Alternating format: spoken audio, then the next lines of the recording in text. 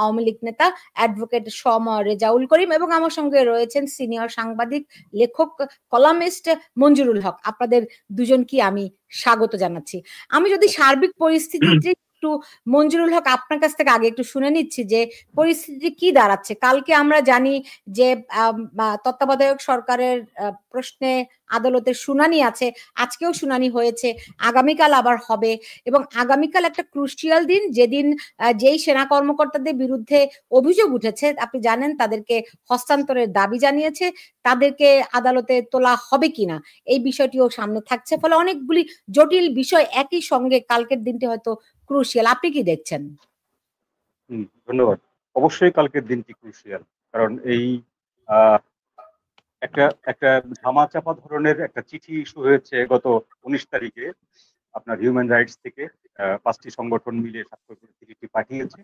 সেখানে একটি অধ্যায় বলা আছে যে কোন দলকে নিষিদ্ধ করার ব্যাপারে বিরত থাকতে, বা তাদের এটা যদি নিষিদ্ধ থাকে তাহলে তারা নির্বাচনে ব্যাপক সংখ্যক মানুষের ভোটাধিকার থেকে বঞ্চিত রাখা হয়, এটি ঠিক না, এরকম একটি অধ্যায় আছে। কিন্তু বাকি পুরোটা হচ্ছে তারা মেনশন করেছে যে আইসিটি আদালতের আদেশ অমান্য করে যে সেনাবাহিনীর সদস্যদেরকে হেফাজতে নিজেদের ওখানে রাখা হয়েছে, এটি সরকারকে আরো শক্ত হাতে মোকাবেলা করা উচিত।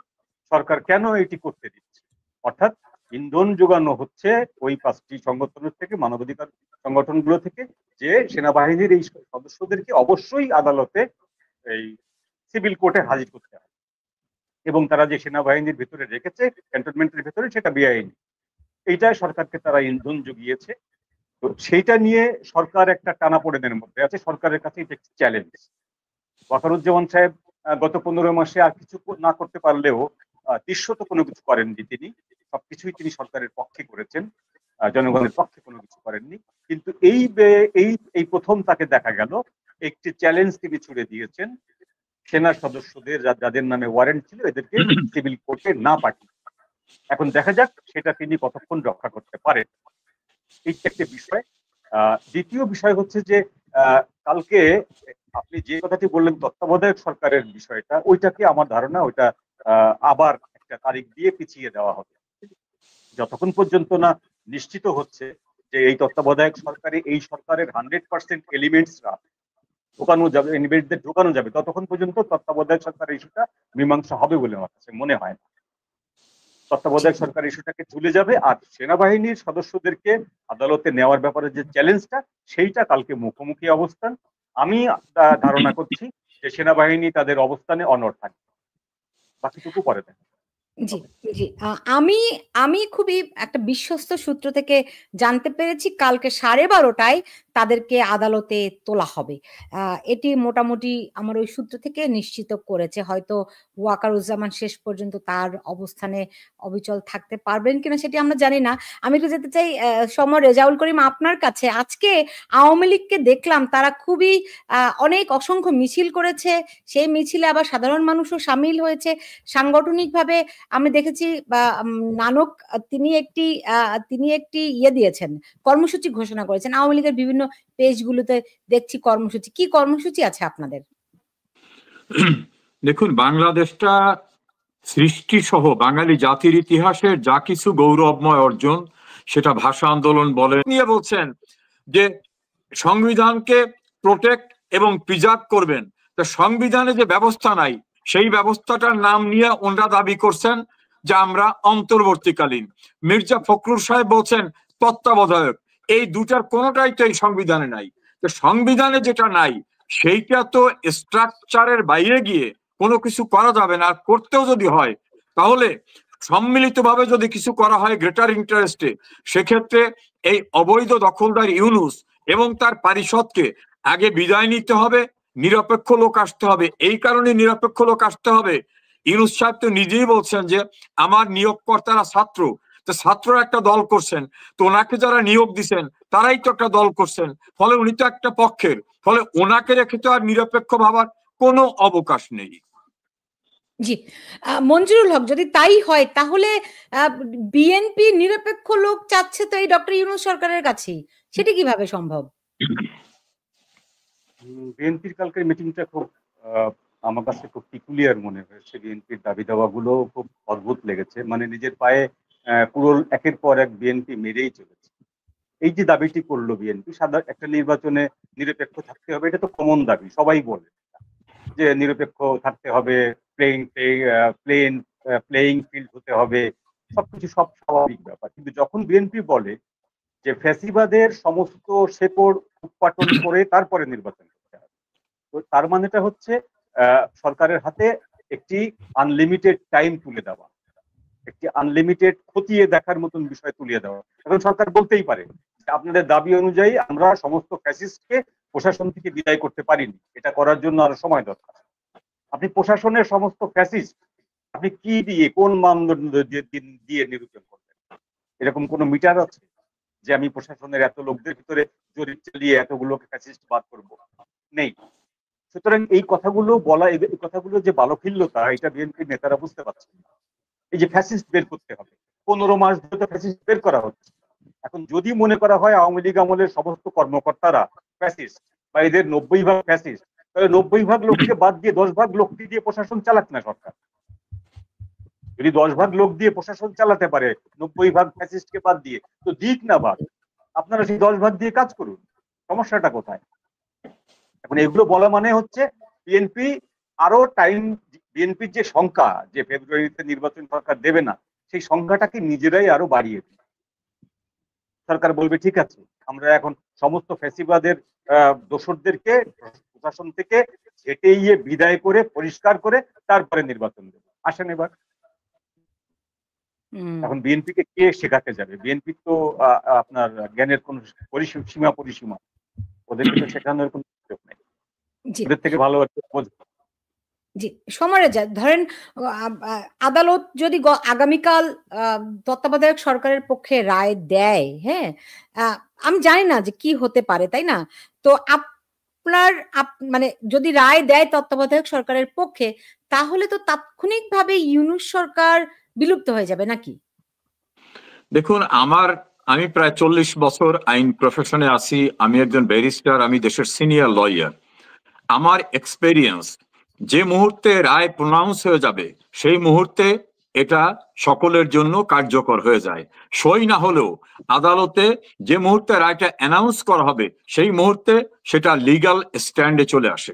তো ধরুন, যদি আমরা অনুমান করে ধরি যে তত্ত্বাবধায়ক সরকার ব্যবস্থার পক্ষেই আমাদের সুপ্রিম কোর্ট জাজমেন্ট দিল, জাজমেন্ট দেওয়ার সঙ্গে সঙ্গে কিন্তু তত্ত্বাবধায়ক এস্টাবলিশড হয়ে গেল।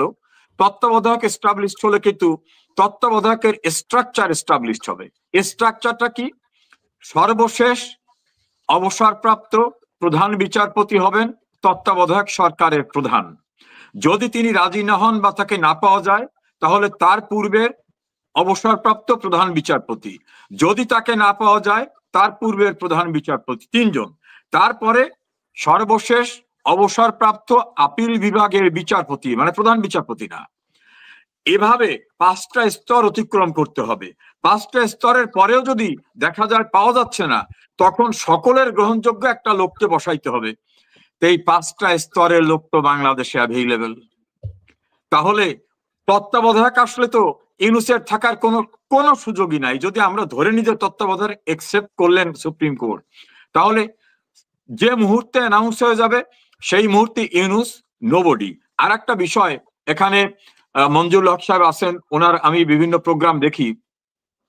সুপ্রিম কোর্টে আমাদের মহামান্য রাষ্ট্রপতি একটা রেফারেন্স চেয়েছিলেন যে প্রধানমন্ত্রী নাই, এই মুহূর্তে আমি কি করতে পারি নির্বাহী কাজ পরিচালনার জন্য।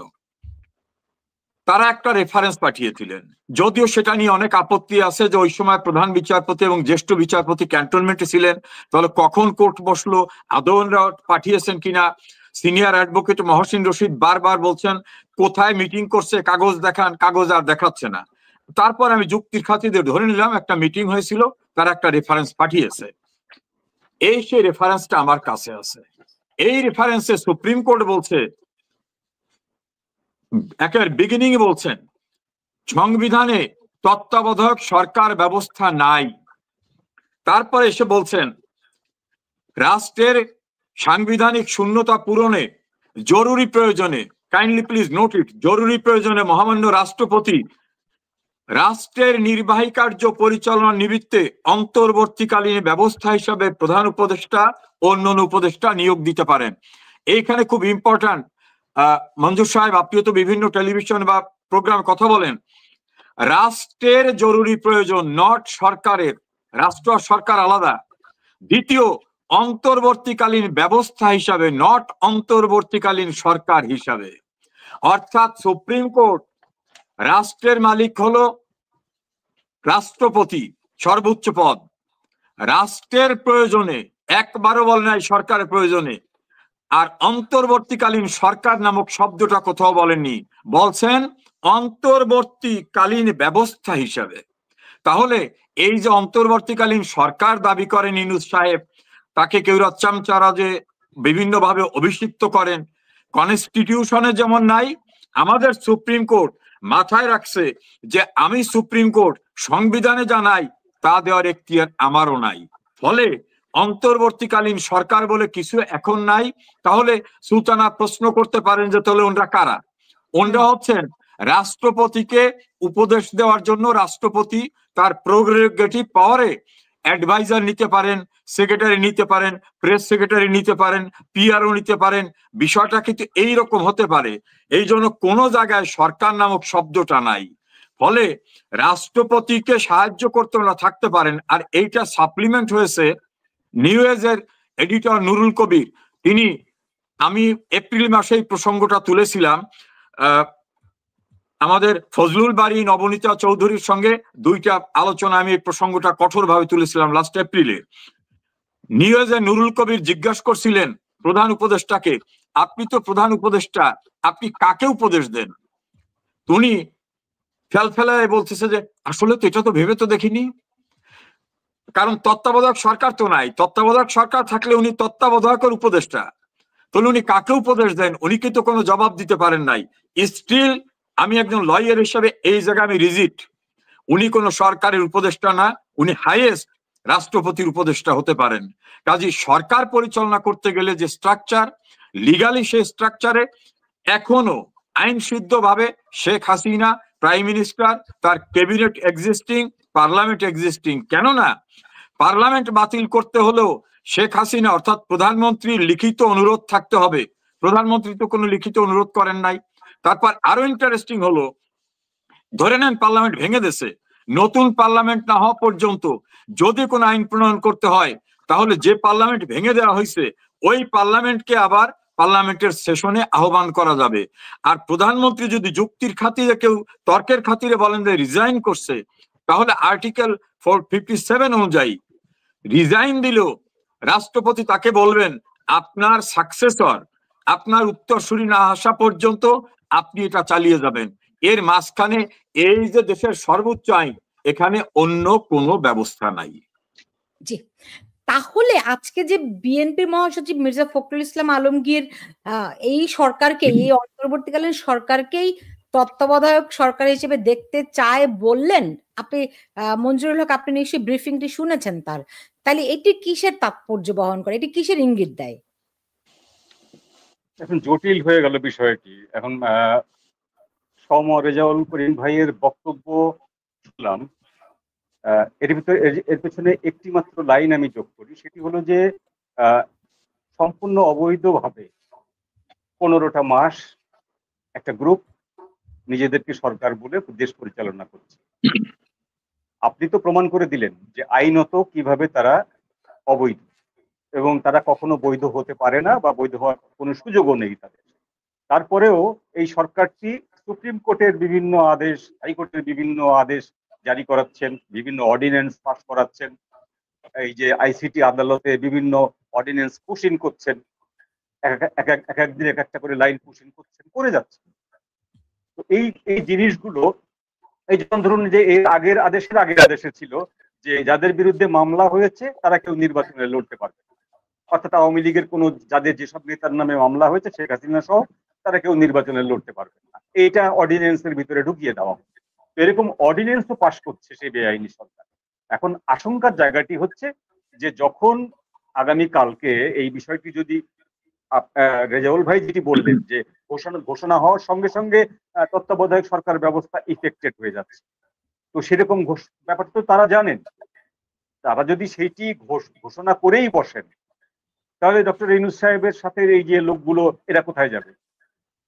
সুতরাং এটা যে ঘোষণা করে বসবেন না, এই মর্মেই আপনার সিদ্ধান্তে আসা যায় যে এরকম ঘোষণা আসতে যাচ্ছে না। এরকম ঘোষণা আসা মানে তো সরকারের জাস্ট সরকার কপ্পুর হয়ে উবে যাবে, সরকার বলে কোনো কিছু নাই, এক্সিস্ট করবে না। সুতরাং এটাকে পিছিয়ে দিতে পারে, এর আগেও দিতে পারে। আর বিএনপির যে কথাটি বললেন যে বিএনপি জোড়াতালি দিয়ে যেটি করতে চাচ্ছে, সেটি তো সম্ভব না। তত্ত্বাবধায়ক সরকারের যে ব্যবস্থা, সেই ব্যবস্থায় যে প্রাক্তন বিচারপতি, তিনি তার বাকি 9 জন সদস্যকে নির্বাচন করবেন। কাকে কাকে নেবেন সেটা সম্পূর্ণ তার এখতিয়ারের উপরে দাঁড়াবে। এটি তো বিএনপি বললো যে আমাদের লোক দিলাম, এদেরকে নিতে হবে, ব্যাপার এরকম না। সব দল থেকে লোক চাওয়া হবে, চাওয়ার পর তাদের ভিতর থেকে বাছাই করে 9 জন নেওয়া হবে, যেটি আমরা এর আগের তত্ত্বাবধায়ক সরকার ব্যবস্থাগুলোতে দেখে এসেছি, যে 9 জন উপদেষ্টা থাকেন এবং একজন থাকেন প্রধান উপদেষ্টা, 10 জনের একটি সরকার গঠন করা। তো সেইটি যদি হয়, বাংলাদেশে এখন প্রাক্তন বিচারপতি একাধিক রয়েছে, তাহলে সেই বিচারপতিরা আসতে পারে তত্ত্বাবধায়ক সরকারের প্রধান হিসাবে। তো এই রিস্কটা ইউনূসের সরকার নেবে বলে আমি মনে করি না। সুতরাং এটি কালকে মীমাংসা হচ্ছে না বলেই আমার বিশ্বাস। জি, এটাই অনেকেই বেশিরভাগই বলছেন, এই কারণেই সরকার পিছাচ্ছে, মানে তারিখের পর তারিখ পেছাচ্ছে। কালকে শুনানি হলে হয়তো রায় হবে না।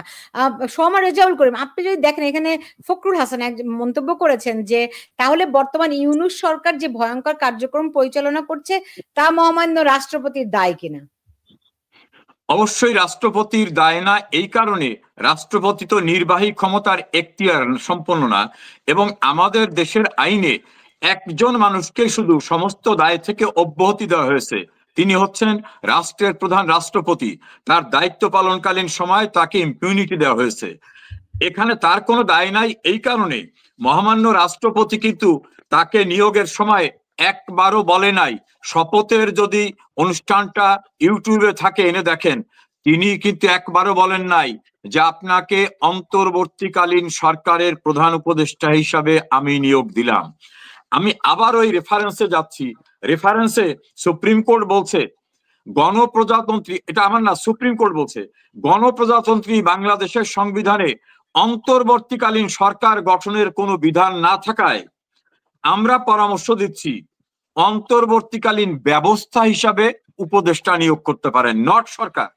অন্তর্বর্তীকালীন ব্যবস্থা হিসাবে তাদের মাথার ভিতরে ছিল যে সংবিধানে যেটা নাই আমি সুপ্রিম কোর্ট তো সেটা করতে পারি না, এই জন্য তারা উল্লেখ করে দিয়েছে 2য় প্যারাগ্রাফে, এমত অবস্থায় গণপ্রজাতন্ত্রী বাংলাদেশ সরকারের সংবিধানে অন্তর্বর্তীকালীন সরকার গঠনের কোনো বিধান না থাকায় তারাও বলতেছে বিধান নাই, কাজে আমি অন্তর্বর্তীকালীন সরকার গঠন করে পরামর্শ দিলাম না, তুমি উপদেষ্টা নিতে পারো। তাও কি জন্য? রাষ্ট্রের নির্বাহী জরুরি কাজের জন্য, সরকারের না। মনে রাখবেন, সরকারের না, রাষ্ট্রের।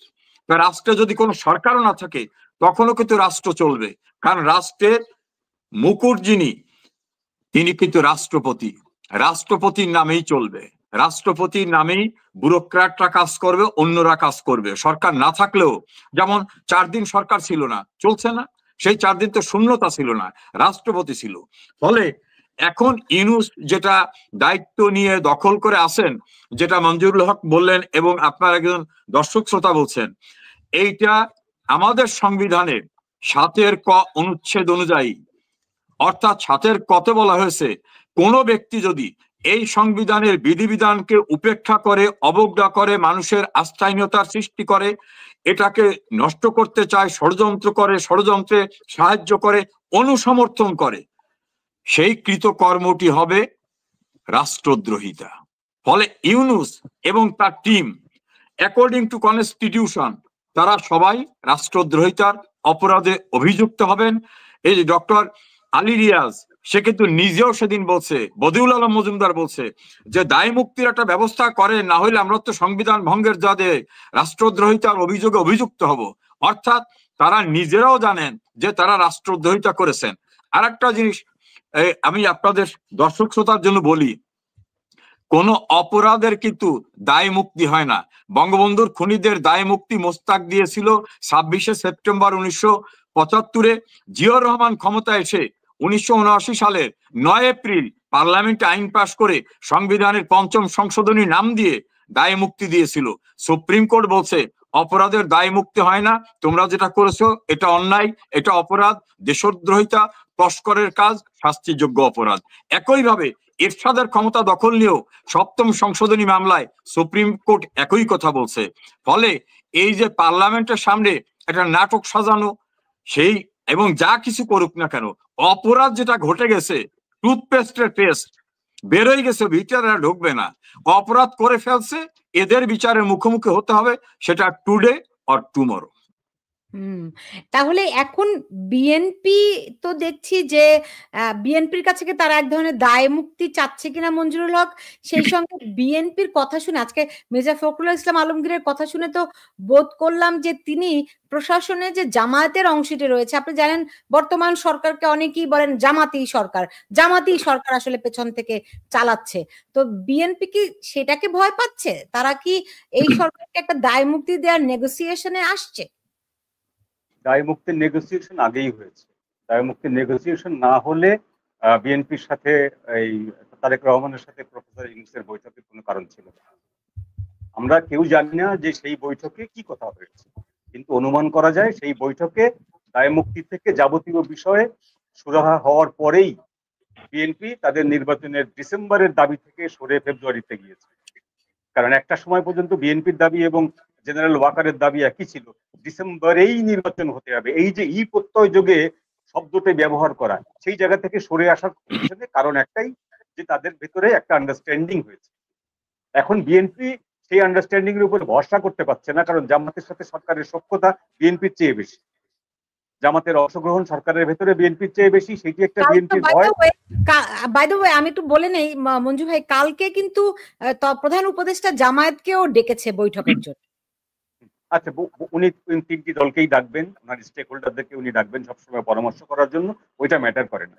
বিষয়টা যেটা ম্যাটার করে যে বিএনপি তো যুগপথে শুধু জামাতকে ভয় পাচ্ছে না, বিএনপি আওয়ামী লীগের যে মিছিলের সংখ্যা বাড়ছে, বা বিভিন্ন জায়গা থেকে পশ্চিমা দেশগুলো থেকে মানবাধিকার সংগঠনগুলো থেকে বলা হচ্ছে আওয়ামী লীগকে বাদ দিয়ে নির্বাচন করলে সেই নির্বাচনটি ইনক্লুসিভ হবে না, এবং ইনক্লুসিভ নির্বাচন না হলে, ফেয়ার অ্যান্ড ফ্রি ইলেকশন না হলে আমরা সেটাকে সমর্থন দিতে পারি না। তো সেই যে একটা ভয় আছে তাদের বিএনপির, যে কোনো না কোনো একটা ফর্মে আওয়ামী লীগকে ফিরিয়ে আনতে হতে পারে, পশ্চিমাদের চাপে হোক, মানবাধিকার সংগঠনগুলোর চাপে হোক, বা যে কোনো চাপে হোক। যদি ফিরে আসে তাহলে এই আওয়ামী লীগের প্রশাসন ডেফিনেটলি আওয়ামী লীগের পক্ষে হয়ে কাজ করবে, এরকম একটা ভীতি বিএনপির ভেতরে কাজ করছে। প্লাস জামাতি যারা ইনক্লুড হয়েছে এই গত 15 মাসে, তারাও বিএনপির বিরুদ্ধে কাজ করবে, এই ভীতিটাও বিএনপির আছে। এই দুই ধরনের ভীতি থেকে বিএনপি প্রফেসর ইউনূসের সঙ্গে আজকে এই কথাগুলো বলেছে। মানে যেটা বুঝলাম আপনার কথাই, আসলে বিএনপির ভীতিটা ডাবল আপ হয়েছে। আমাকে শেষ করতে হবে, এই যে কালকে 25 জন সেনা কর্মকর্তা সহ যে আসামিদেরকে কালকে ট্রাইব্যুনালে হাজির করা হবে, যদি করা না হয়, আপনারা বলছেন যে করা হবে না, মঞ্জু ভাই তাই বলছেন, যদি করা না হয় তাহলে সংবাদপত্রে বিজ্ঞপ্তি দেয়া হবে, এটা এরকম বলেছে প্রসিকিউশন টিম থেকে। এই এখতিয়ার কি আছে? কালকে কি হতে পারে রেজাউল করিম? দেখুন, কালকেই পত্রিকায় বিজ্ঞপ্তি দেওয়ার প্রভিশন নাই, আসামিকে খুঁজে পাওয়া যায় নাই এই মর্মে যদি পুলিশ রিপোর্ট দেয়, তারপরে বলা হবে ক্রোকি পরোয়ানা দেওয়া হোক, ক্রোকি পরোয়ানা যাবে, ক্রোকি পরোয়ানা যদি কার্যকর না হয় তারপরে হবে। আমার বিশ্বাস এবং ধারণা মতে উভয় সংকটে আছে এই ট্রাইব্যুনাল, সরকার, উত্তরপাড়া। কারণ উত্তরপাড়াকে অর্থাৎ ক্যান্টনমেন্টকে মেরুদণ্ডহীন করে আমাদের দেশপ্রেমিক সেনাবাহিনীকে সুকৌশলে দুর্বল করার একটি মেটিকুলাস ডিজাইনে কাজ চলছে। না হলে এভাবে হতে পারে না। যারা ক্ষমতা দখল করেছেন, ধরেন এই ট্রাইব্যুনালের তো এখতিয়ার নাই, কারণ না এই ট্রাইব্যুনালের নিউ ফরমেশন হয়েছে রাষ্ট্রপতির অর্ডিন্যান্সের মাধ্যমে।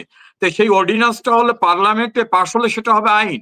এখন পর্যন্ত পার্লামেন্টে নাই, আইন পাশ হলো না, বলে তুমি চাবাচ্ছ কি? কর্তা দিবার চাইছে, তা আইনি পরিণতি হলো না, ওনারা বিচার করে ফেলতেছেন।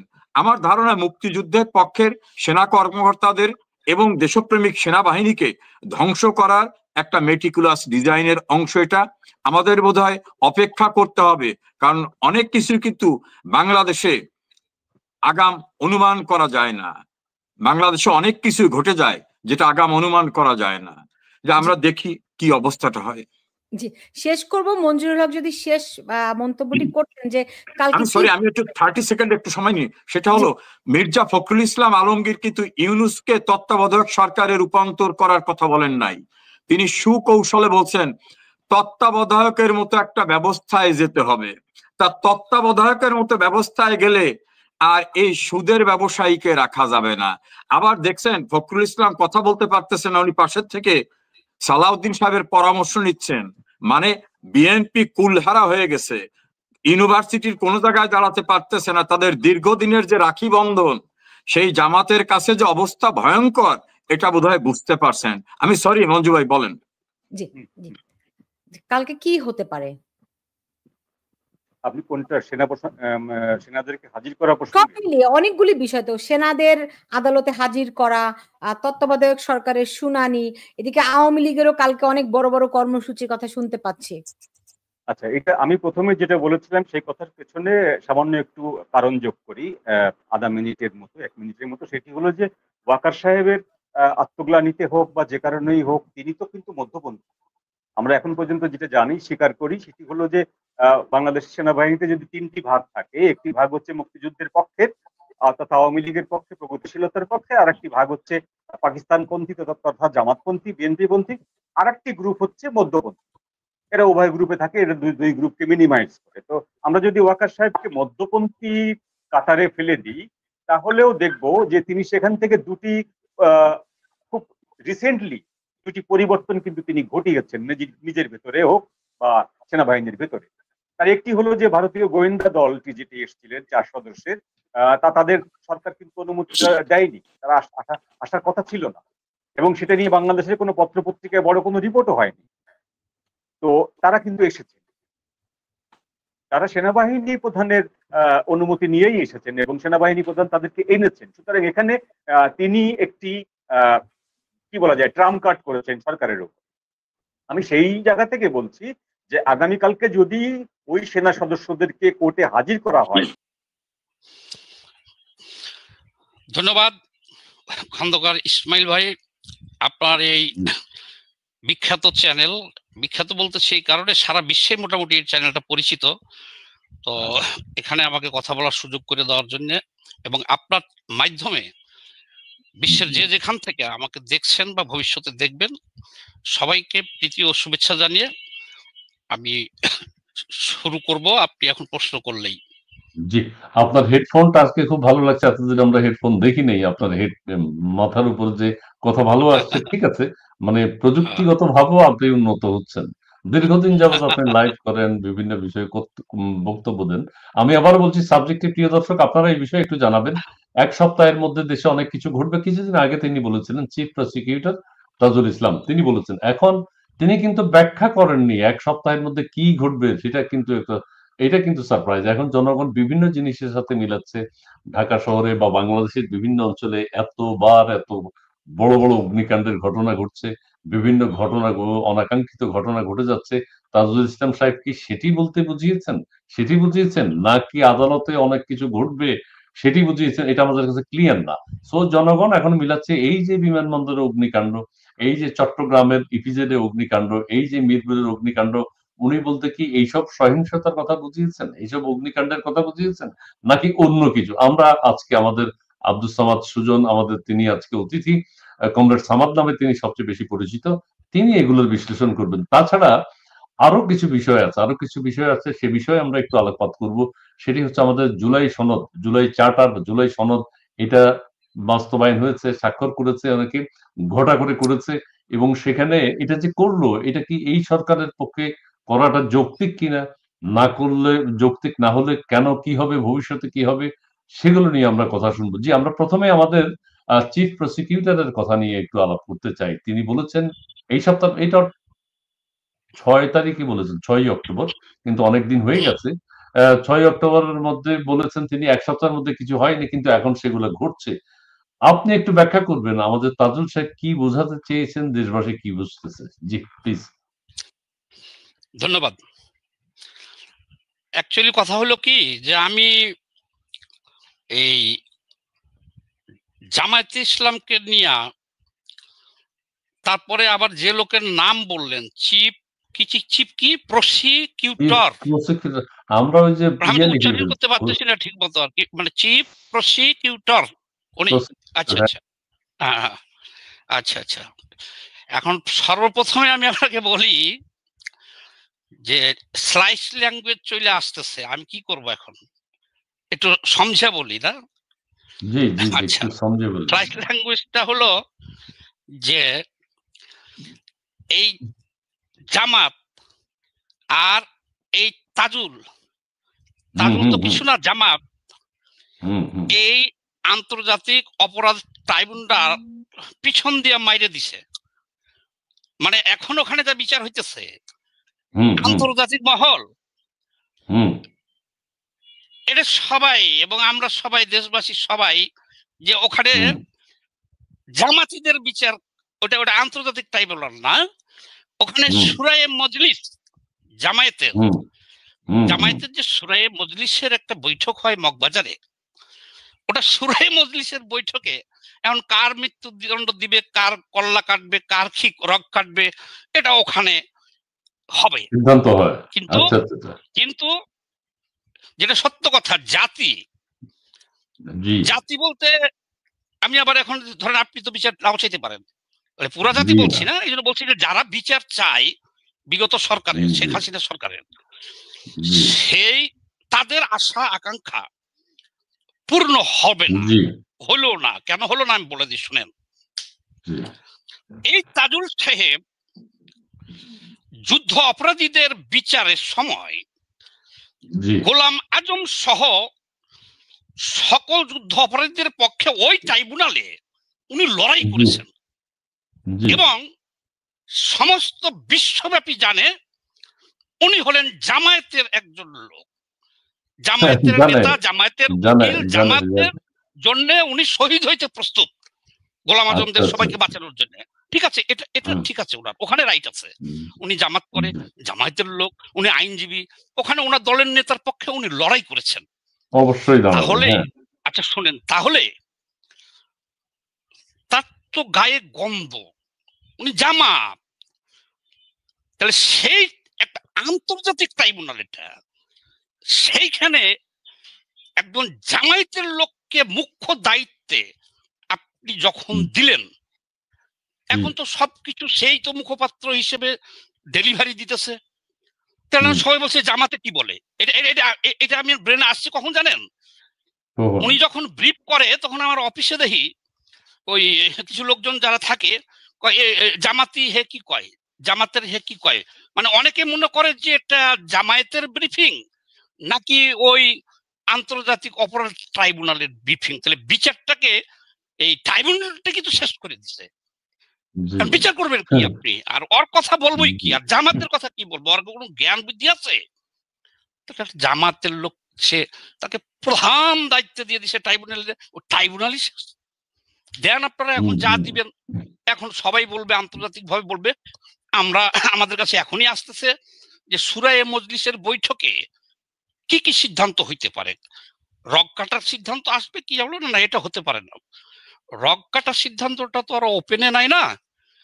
তো এখানে যাই হোক, এটা মগবাজার থেকে সবাই মনে করবে যে ওখান থেকে আসতেছে আর এখানে রায় হইতেছে, তাহলে তাজুলকে ওই গণ্ডির বাইরে না নিয়ে আসেই ভালো। যে তাজুল সাহেব যেটা বলছে যে অনেক কিছু ঘটবে, কিন্তু আসল ঘটনা হলো অনেক কিছু ঘটবে, কি ঘটবে, জামায়াতের সিস্টেমটা হলো আবার অন্যরকম, 1 ঘন্টা পরে কি ঘটবে এটা তাজুল সাহেব জানে না।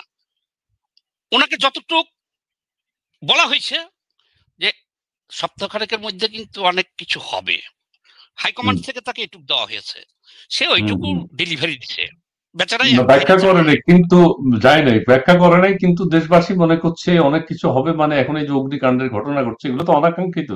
তাজুল সাহেব বলার পরে দেশে বড় কিছু ঘটনা ঘটে যাচ্ছে, চট্টগ্রামে অগ্নিকাণ্ড, মিরপুরে অগ্নিকাণ্ড। প্রিয় দর্শক, আমি আরেকটি কথা বলে নিই, আপনারা যারা এই মুহূর্তে আমাদের সাথে যুক্ত হয়েছেন আপনাদেরকে আবারও স্বাগত জানাচ্ছি। আমাদের আজকের অতিথি কমরেড এম এস হামাদ, আপনারা জানেন। আমাদের কমরেড লাল সালাম এবি আপনাকে লাল সালাম দিয়েছেন। আমরা দর্শকদের একটু কমেন্টস নিয়ে নিই। শহীদুল ইসলাম, হাই বন্ধুরা, জি ভালো আছেন আপনি? আর দর্শক মন্ডলী আপনারা যে যেখান থেকেই দেখছেন, যে বয়সের যারাই দেখছেন, যেভাবেই দেখছেন, মোবাইলে অথবা কম্পিউটারে অথবা টেলিভিশন, আপনাদের সবাইকে শুভেচ্ছা জানাচ্ছি। দেশে বিদেশে যারাই আছেন, আজকের বিষয়টি খুবই চমকপ্রদ। আমাদের তাজুল ইসলাম সাহেব বলেছেন দেশে 1 সপ্তাহের মধ্যে অনেক কিছু ঘটবে। এখন কি সেটি আমরা বিশ্লেষণ করার চেষ্টা করছি। আমি শেখ হাসিনার লোক, তিনি বলছেন এটা কি শুধু ভবিষ্যৎবাণী না ভেতরের খবর? শাহজালাল বিমানবন্দর আগুনে পুড়ে ছাই, তাজুল ইসলাম কি আগেই জানতেন? এই যে জাতি জানতে চাই, এটা তাজুল ইসলাম বলেছেন।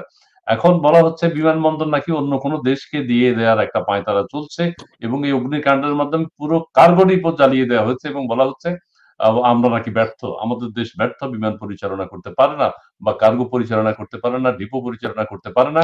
এবং যেই পরিমাণ ক্ষয়ক্ষতি দেশের হয়েছে, এবং ফায়ার সার্ভিস গিয়েছে, কিন্তু এয়ারপোর্ট কর্তৃপক্ষ তাদেরকে ভিতরে ঢুকতে পারমিশনের জন্য বলেছে যে পারমিশন নিয়ে ভিতরে প্রবেশ করতে হবে। এগুলো হচ্ছে, এবং সেখানে নাকি যে জরুরি অগ্নি নির্বাপনের জন্য যে পানি, সেই পানির পাইপে পানি নেই, নানান অব্যবস্থাপনা ছিল। আমরা এগুলো প্রত্যক্ষদর্শী যারা, তাদের কথা মতো শুনতে পাচ্ছি। জি, আপনি একটু ব্যাখ্যা করবেন। এই বিষয়টা তাহলে আমি যেখান থেকে একটু অসম্পূর্ণ আছে তো ওইটুকু বলে আনি। আন্তর্জাতিক আদালতে কালার বিএনপি বা কালার জামাত এরকম কোন লোককে না দিয়া ওখানে নিরপেক্ষ লোক দেওয়া উচিত ছিল। ওই সাবজেক্ট ওখানে শেষ। আচ্ছা, এবার আসেন এই যে আগুনের বিষয়টা বললেন। এখন তাজুল সাহেব জানে কিনা বিষয়টা জানি না, কিন্তু এমন ভাবে মিলছে, যেমন আমি যদি নাও বলি, দেখেন কমেন্ট চলে আসছে। এখন যেখানে বসতেছি বলতেছে যে তাজুল বলল যে 1 সপ্তাহে অনেক কিছু ঘটবো, আর তারপরে আগুন লাগা শুরু হলো। মিরপুরে আগুন লেগে মরছে 20 জন, অনেকে শত শত আহত, মেসাকার হয়ে গেছে। তারপরে চলে গেল চট্টগ্রাম, আগুন লাগলো। তারপরে এসে এয়ারপোর্ট মেসাকার হয়ে গেল। এখন সবাই বলা বলি করতেছে যে তাজুল সাহেব সবই জানে, এবং উনি এটাই ইঙ্গিত করছিল। আরো কি দেশবাসী এখন কিন্তু আতঙ্কেও আছে যে আরো কি না জানি হয়। বিষয়টা কাকতালীয় ভাবেই হোক আর যেমনি হোক, উনি ঠিক যে টাইম দিছিল, এই টাইমের ভিতরে তো সব মেশাকার হয়ে যেতেছে। এই কারণে এই কমেন্টগুলো আসতেছে, এই কমেন্টগুলো আসতেছে। বলেন।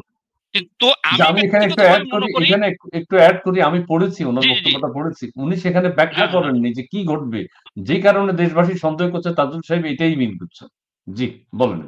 পুরা দেশবাসী এটা বলতেছে, কিন্তু আমার মতামত হলো যে উনি জানতেন কি না, এইদিকে ইঙ্গিত করছেন কিনা আমি জানি না। কারণ এই আগুনটা তো লাগাইছে হলো ডক্টর ইউনূস, আগুনটা লাগাইছে ডক্টর ইউনূস।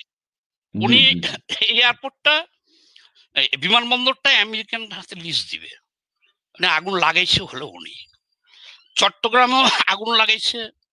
তারপরে চট্টগ্রাম বন্দর, আমরা যে বামপন্থীরা ওনারে কতভাবে বুঝাইতেছি এবং লং মার্চ করছি, কিন্তু উনি বলতেছে যে না, বন্দর আমার দিতেই হবে। বন্দর উনি দিবেই, এখনো উনি দিচ্ছে। আচ্ছা, ওনার দিতেই হবে, উনি ক্ষমতা। তবে একটা কথা, এই যে আগুনগুলা লাগছে বা লাগাইতেছে, আমি তো ডাইরেক্টলি বললাম যে ডক্টর ইউনূস সাহেব লাগাইছে কেন আগুন, ইয়াতে দেওয়ার জন্য, বিদেশিকে দিয়ে দেওয়ার জন্য আগুন লাগাইছে। এবং একটা কথা বলি আপনাকে, নোবেল তো যে সে লোকে পায় না রে লাইলা, ও লাইলা, নোবেল বাংলাদেশে তো একজন পাইল, পাকিস্তান ভারত এরকমই মনে হয় 1-2জনই পাইছে। তাহলে উনি তো খুব একটা ছোট মাপের লোক না, সহজ লোক না যে উনি আন্তর্জাতিক ফেব্রুয়ারিতে নির্বাচন দিয়া উনি চলে যাইব। এত সহজ না বিষয়টা। এই যে মেসাকার তো কেবল নমুনা। 54 বছরে এয়ারপোর্টে আগুন লাগছে, বা 54 বছরে কোন ধরনের আগুনে এটা ক্ষতি হয়েছে, এরকম ক্ষতি হয়েছে? বিলিয়ন বিলিয়ন বিলিয়নের হিসাব আসছে, আজকে দেখলাম। বিলিয়ন, মিলিয়ন না, বিলিয়নের হিসাব আসছে। মেসাকার হয়ে যেতেছে। এসব মেসাকার পিছনে অনেক হাত আছে। এখন কি আপনি যদি গেবেন না একটু সামনে বাড়ি ডক্টর ইউনূস সাহেবকে নিয়ে, আমি একটু এখানে আগুন একটু শেষ করি। এখন আপনি ওই যে প্রত্যক্ষদর্শীদের বক্তব্যগুলো শুনেছেন? আমি হ্যাঁ, শুনেছেন কিনা জানি না, কিন্তু আমি শুনেছি, দেশের অনেকেই শুনেছে, এবং তারা বলছে যে ফায়ার সার্ভিসের গাড়ি ঢুকতে চাচ্ছে, গেট থেকে বলা হচ্ছে পারমিশন লাগবে। একটা জরুরি গুরুত্বপূর্ণ কেপিআই এলাকায় অগ্নি লেগেছে, আগুন লেগেছে, সমস্ত কিছু পুড়ে ছাই হয়ে যাচ্ছে। কর্তৃপক্ষের ব্যর্থতা অনেকে দেখছে যে কেন তড়িৎ গতিতে সিদ্ধান্ত নিল না, এবং এয়ারপোর্টে যে ফায়ার সার্ভিসের যে গাড়িগুলো আছে, সেগুলো তো আছে, সেগুলো নাকি তড়িৎ গতিতে কোনো ব্যবস্থা গ্রহণ করেনি, এবং ধীরে ধীরে ছোট অবস্থায় আগুন ছিল, সেটা বাড়তে বাড়তে বাড়তে পুরো ডিপো পুড়ে ছারখার হয়ে গেছে। সেই জন্য জনগণের মনে এত সন্দেহ, এত কিছু। দুলাল মিয়া বলছেন ফেব্রুয়ারিতে নির্বাচন না দেওয়ার জন্য প্রয়োজনীয় নির্বাচন কমিশন জ্বালিয়ে দেবে ইউনূস। আচ্ছা, এই যে এক একজন এক এক কথা বলছে, জয় বাংলা জয় বঙ্গবন্ধু, চঞ্চল চক্রবর্তী। আর জাকির বলছে যে নেক্সট, মানে নেক্সটে কিসে আগুন লাগবে বা কি ধরনের বড় ঘটনা ঘটবে। আচ্ছা, বাংলাদেশের পাসপোর্টের মান এখন সর্বনিম্ন। জি, রৌশন আহমেদ বলেছেন। আসসালামু আলাইকুম বলেছেন আসমা বেগম। জি, আপনাকে ধন্যবাদ, সবাইকে ধন্যবাদ জানাচ্ছি। জি, আমরা যেতে থাকি, দর্শক মন্ডলী প্রশ্ন করতে থাকেন। কেউ বলছেন আবার তাজুল সাহেবকে রিমান্ডে নিলে আর কোথায় কোথায় কি ধরনের অপকর্ম অঘটন ঘটবে সেটি হয়তো জানা যাবে। সো আমরা রিমান্ডের কথা বলছি না। কেউ বলছেন আবার বিলকিস বেগম তাজুল সাহেবকে জ্যোতিষী হিসেবে উপাধি দেওয়া হোক। আচ্ছা, ঠিক আছে। তো এগুলো বলে জনমনে কিন্তু আতঙ্ক চলছে। বাংলাদেশের সাধারণ জনগণ এখন আতঙ্কে আছে। জি, শিবলু তিনি বলছেন। আচ্ছা, আপনি ইউনূস সাহেব সম্পর্কে এখন কি বলতে চান? এই যে আরেকজনের কথা আমি একটু বলি, রফিক ওসমান রফিক, তিনি বলছেন তাজুল ইসলামকে রিমান্ডে নিলে সবকিছু বের হয়ে আসবে। জি, আপনি প্লিজ। আচ্ছা শুনেন, আমি তাহলে বলি একটু ঘটনাটা হলো কি, শেখ হাসিনা, আচ্ছা প্রথমে এটা থেকে আসি, ইউনূস সাহেবের কাছে আসতেছি, আমি একটু বলে নিই, কথাটা মনে পড়ছে। জি জি জি, যে প্লিজ। এই যে জুলাই যোদ্ধা, জুলাইয়ে কোনো যুদ্ধ এদেশে হয় নাই।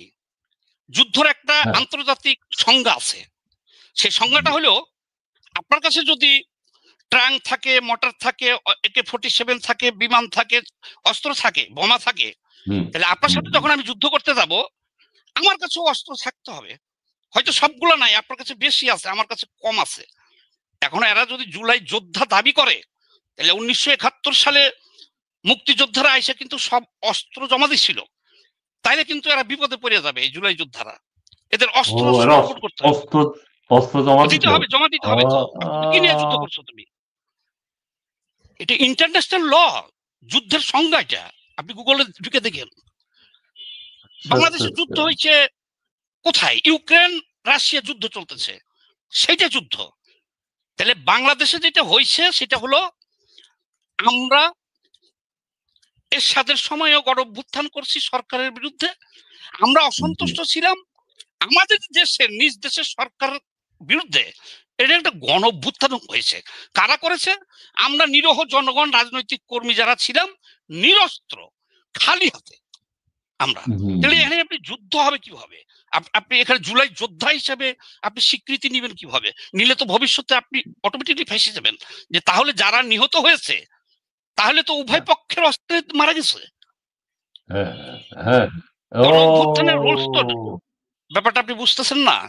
জুলাই যোদ্ধা স্বীকৃতি, জুলাই যোদ্ধা স্বীকৃতি নিলে আপনাদের অস্ত্র জমা দিতে হবে, যে কোন কোন অস্ত্র নিয়ে আপনারা যুদ্ধ করছেন। তাইলে এখন যেগুলো মারা গেছে, এখন কি এই বাহিনীর হাতে মারা গেছে না আমাগো হাতে মারা গেছে, এটা নিয়ে আরেকটা কেচাল লাগবে। কিন্তু তাদের কাছে অস্ত্র আছে। জি জি জি, প্লিজ, এটা বলা যাবে না। জি, আচ্ছা এখন আরেকটা ব্যাপার আমি বলি। এই যে ডক্টর ইউনূস সাহেব, দেখেন শেখ হাসিনা 15 বছরে এখন পর্যন্ত আমরা পাইলাম না, শুনতেছি এখনো, তখনও শুনছি, এখন পর্যন্ত আমি পাইলাম না, বা উনি ইউনূস সাহেব দেখাইতে পারলো না ডকুমেন্টস, যে এই একটা ব্যাংক নিচে বা একটা বাড়ি নিচে, বা যে এখান থেকে এত কোটি টাকা নিচে শেখ হাসিনা। এই 1 বছরে আমরা তন্ন তন্ন করে খুঁজছি।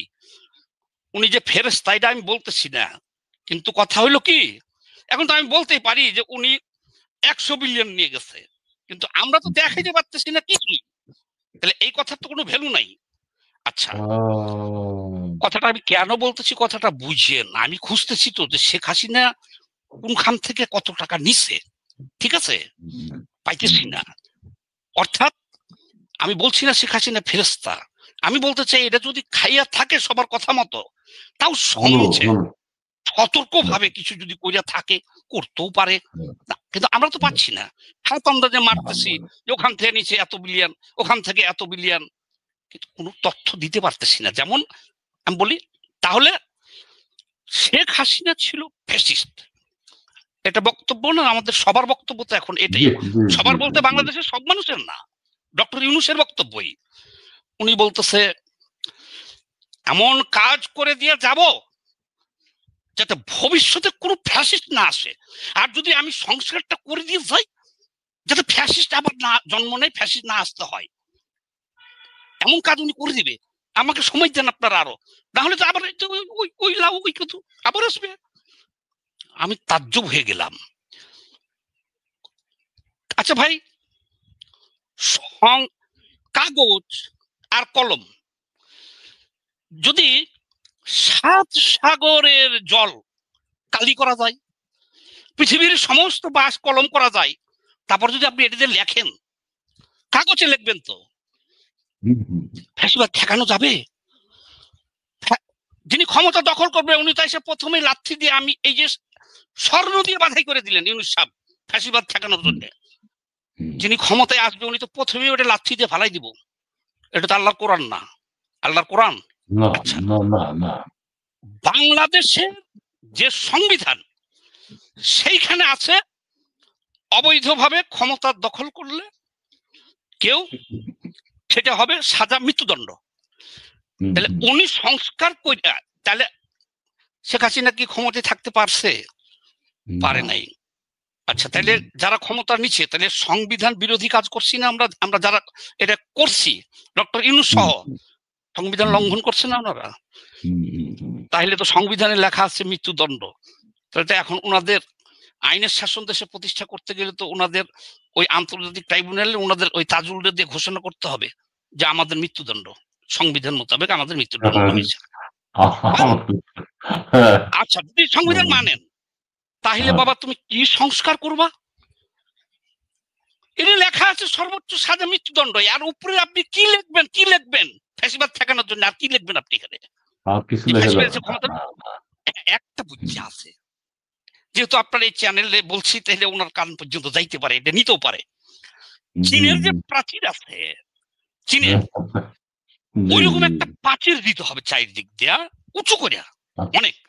তারপরে এর উপরে অস্ত্র, বিমান, আকাশের জন্য আবার ওখানে বিমান প্রতিরক্ষা ব্যবস্থা দিলে পারে। ফ্যাসিবাদ তো আছে হলো ইন্ডিয়ায়, তাহলে তারা আসতে পারবে না। বাংলাদেশে তো কোনো ফ্যাসিবাদ নাই, আমরা সব ফেরেশতা, সব ভালো মানুষ। তারপর আমি কয়েকটা পয়েন্ট বলি একটু। আচ্ছা, 1 নম্বর পয়েন্ট একটু শুনেন। ডক্টর ইউনূসের 666 কোটি টাকা হাইকোর্টের রায়, এনবিআর এর রায়, এনবিআর আপিলও করছে, সবখানে হেরে গেছে। 666 কোটি টাকা ওনার দিতে হবে। যেই উনি ক্ষমতায় আসলো, ওই বিচারপতি যে রায় দিছিল, ডক্টর ইউনূস নোবেল পাওয়া একটুখানি কথা না, ওই বিচারপতিকে বলছে তোমরা রায় দিছিলা, তোমরা এখন লেখো যে আমরা এটা প্রত্যাহার করলাম। লগে লগে প্রত্যাহার করে 666 কোটি টাকা গেছে। শুনেন, শ্রমিকদের মামলা ছিল ওনার নামে 220টা শ্রমিকদের। কোথায় কবে মামলাগুলো উঠছে আপনি জানেন? বাদী সব জান নিয়ে কে কোন দিয়ে পালিয়ে গেছে গা, আর মামলার কাগজ সব কোথায় চলে গেছে গা, সব কাফি ওনার সমস্ত মামলা। গ্রামীণ ব্যাংক 2029 সাল পর্যন্ত সরকারের ট্যাক্স দিতে হবে না। গ্রামীণ ব্যাংকের আরো শেয়ার সরকারের অংশ থেকে 10% উনি নিয়ে নিচ্ছে। উনি আদম ব্যাপার লাইসেন্স নিচ্ছে। উনি, কথাগুলো বলতাম না, দরকার আছে শুনেন, উনি বিশ্ববিদ্যালয় নিচ্ছেন। উনি ওই যে স্টার ওই যে ইন্টারনেটের ওই যে বিদেশ থেকে নিয়ে আসলো স্টারলিংক আমরা চাই না, বিভিন্ন কারণ আছে, ওটা আরেকদিন আলোচনা করব। উনি ওটা নিয়ে আসতেছেন। কিন্তু আমি এই কথাটা একটু বলতে চাই, আচ্ছা সারা বিশ্বে এমন কোন নির্লজ্জ রাষ্ট্রপতি আছে আমাকে দেখান, আমি চ্যালেঞ্জ করলাম। I can challenge doctor Yunus, interim government এবং আপনাদের সবাইকে, আমাকে দেখাইতে হবে কিরকম আমি বলি আপনাকে, খাওয়ারও তো একটা সিস্টেম আছে রে ভাই। এই প্রত্যেকটি ঘটনার পরে সামাজিক যোগাযোগ মাধ্যমে ভাইরাল হয়েছে যে ওনার 606 কোটি টাকা এইভাবে 1 সেকেন্ডে শেষ করে দিল। এই যত কিছু নিচ্ছে উনি ডাইরেক্ট ক্ষমতায় বসে প্রকাশ্য সারা দেশের মানুষ যে জানতে চাচ্ছে যে ব্যাপারটা কি।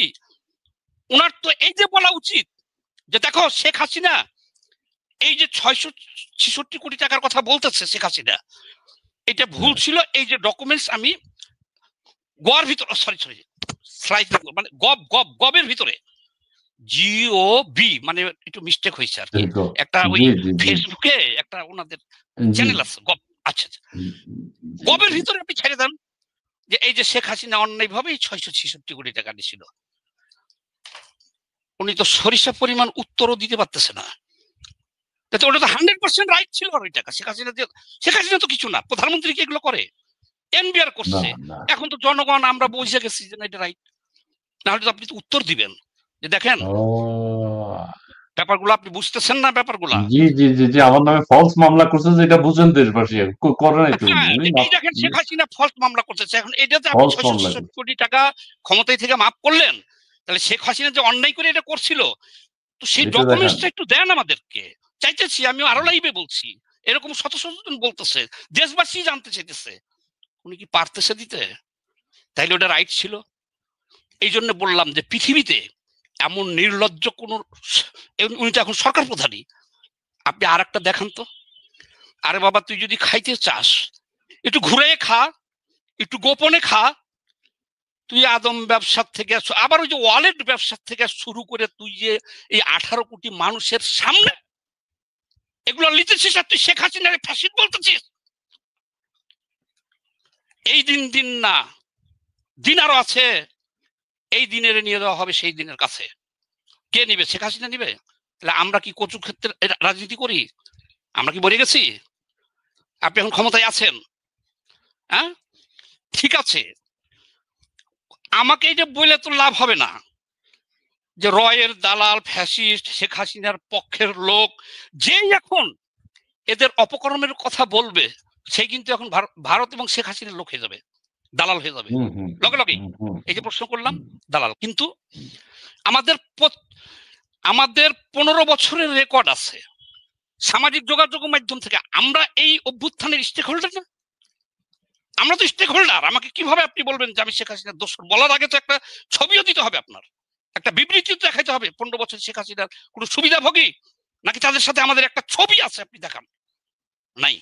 তাহলে আমি স্টেক হোল্ডার, আমার তো জিজ্ঞেস করা রাইট। আমি এই দেশের জনগণ, যে আমার তো এখন লজ্জা করতেছে শেখ হাসিনাকে ফ্যাসিস্ট বলতে। কেন আন্দোলন করলাম? আপনি রাষ্ট্র ক্ষমতায় বসা হাই রে আল্লাহ রে, একটা মানুষের তো সামান্যতম লজ্জাও থাকে। এরশাদ ক্ষমতায় ছিল, বেগম জিয়া ক্ষমতায় ছিল, শেখ হাসিনা 15 বছর ক্ষমতায় ছিল। দেখান তো একটা যে ওপেন একেবারে এইভাবে ব্যবসা বাণিজ্য সব নিজের নামে এইভাবে নিয়ে নিয়েছে। সাবেক প্রধানমন্ত্রী 2 কোটি টাকার জন্য জেল খাটছে। আইন তো এরকমই জিনিস। তাহলে এই হলো ডক্টর ইউনূস। কথাগুলো করা লাগতেছে শুনতে, আবার ভোট বাহিনী আবার অনেকেই গালাগালি করব কি করে জানেন? যে ছোট মুখে এত বড় কথা, ওর জুতা টানার যোগ্যতা নাই। অনেক কমেন্টস পাইছি আমি এই কয়েকদিনে। ওই বোকাচোদাকে বলি আমি, ইসমাইল ভাই আমি বলি ওই বোকাচোদাকে উদ্দেশ্যে বলি, আরে বেটা বোকাচোদা, জুতা বহন করার জন্য তো তোরাই আছিস, ওখানে তার ভ্যাকান্সি নাই। কিন্তু আমরা মুখ যতই ছোট হোক এই দেশের একজন নাগরিক হিসেবে আমরা কখনোই কাউকে বড় মনে করি না। আমার চাইতে বড় কে বাংলাদেশে আছে? কে সেই লোকটা কে? একটা সিস্টেমে দেশ চলতেছে, বিভিন্ন জন বিভিন্ন পদে জনগণ নির্বাচন করে পাঠাইতেছে। যখন যাকে আমরা পাঠাইতেছি সে যাইতেছে। এটা কি তার বাপের মসনদ? ওরে কিছু বলা যাবে না? তার বাপের জমিদারি হইলে না আমরা ওই ওর আশপাশেই যাব না। রাষ্ট্রের এখন এমন একটা অবস্থা যে শেখ হাসিনাকে ফ্যাসিস্ট বলতেও লজ্জা লাগতেছে। আর কি ধরনের আরো কিছু কথা দেখেন এখানে এসে যায়। বাংলাদেশটাকে এই ডক্টর মোহাম্মদ ইউনূস মানে কি ওই দেশটার নাম তালেবান, তালেবানি একটা জঙ্গি রাষ্ট্র হিসাবে বিশ্বে অলরেডি পরিচয় করা শেষ। আচ্ছা দেখেন কয়দিন আগে উনি বিদেশে গেল আমেরিকায়, উনি সাক্ষাৎকার দিচ্ছে খুব সুন্দর ভাবে, ইংরেজিতে বলবো না বাংলায় বলবো, ওটা তো ভালো করে শুনে মুখস্থ হয়ে গেছে আমার। We want made it law. Why India make joke explain? I am no bearded man. মানে আমার মুখে তো দাড়ি নাই, আমার মাথায় টুপি নাই, পাঞ্জাবি নাই, ভারত থেকে অপপ্রচার চালাচ্ছে যে আমি তালেবান জঙ্গি নেতা। আমি কথাটা বুঝেন, ও ওখানে বলতেছে। আচ্ছা ওই সাংবাদিকটা একটু ভুল করছে যে আপনি তো সাথেই তালেবান নেতা নিয়ে আসছেন। আন্তর্জাতিক বিশ্ব, ওরে বাপরে বাপ, সারা বিশ্বের নজর তখন আমেরিকায়। সেই একটা মঞ্চে উনি এনসিপির দুইজন নিয়ে গেছে, আরো ছিল, যাই হোক, যারা ডাক্তার আর হলো ওই যে আমাদের আক্তার। আচ্ছা তার নানির বয়সী একজন ইন্টারন্যাশনাল ফিগার হাত বাড়াইছে, উনি হাত সরাই নিল। ওই মহিলাটা অবাক হয়ে গেছে, বুকে উঠেছে, উঠা সরা হয়েছে, হাত সরাই নিয়ে বুকে নিয়ে এসেছে। কেন? আরে ভারতও দেখলাম তালেবান নেতা তো একটা মেয়ের কাছে কেস নিল, এটা ভিডিও আছে, আমি দেখছি, নিল। আপনি তো সাথে নিয়ে গেছেন তালেবানের বাপ, আর আপনাকে যে প্রশ্ন ভারত বলতেছেন ভারত, আমরাও তো বলতেছি তাই।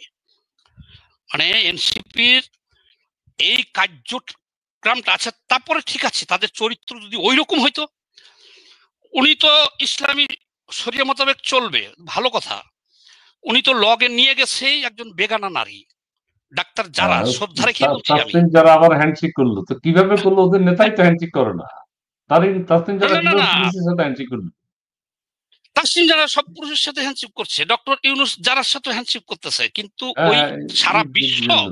আচ্ছা আরেকটা কথা আমি বলি, না বললে হবে না, এরা কতটুকু মুমিন আর আমরা কোন খপ্পরে দেশটা পড়ছি এখন। শোনেন, একটা ভিডিও পাইলাম, যে আমি এমন ভাবে ওই ভিডিওটা ব্লক দিলাম যাতে আমার সামনে আর না আসে। শেখ হাসিনার পতনে আমি বলছি না, এটা ওই আক্তার সাহেবের ভাষণ, যে আমি এমন খুশি হয়েছি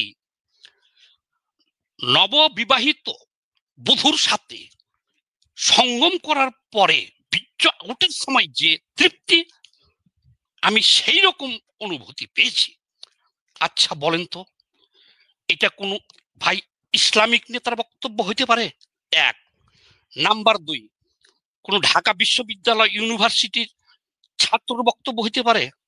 নাম্বার তিন, যে লোকটা একটা সমাজে বসবাস করে, এখানে তার বাপ মা ভাই বোন শ্বশুর শাশুড়ি বা ছোট ভাই ব্রাদার আছে, এই কথাটা একটা মানুষ একটা রাজনীতিবিদ বলতে পারে? তাহলে আমরা কাদের খপ্পরে পড়ছি? উনি তো তালেবান সাথে করে নিয়ে গেছে, তো তালেবান প্রশ্ন করবে না? তাহলে আমি বলছি কেন, আরে ভাই আমাদের তো লাগে এই যে বিশ্ব দরবারে এটা 180টা দেশের মানুষই দেখছে, এবং এটা নিয়ে অনেক প্রতিবেদনও হয়েছে যে বাংলাদেশের ডক্টর ইউনূসের সাথে যিনি আসছিলেন উনি একজন তালেবান পন্থী নেতা বা তার চাইতে বড় কিছু। এই তো হলো এনসিপির কার্যক্রম।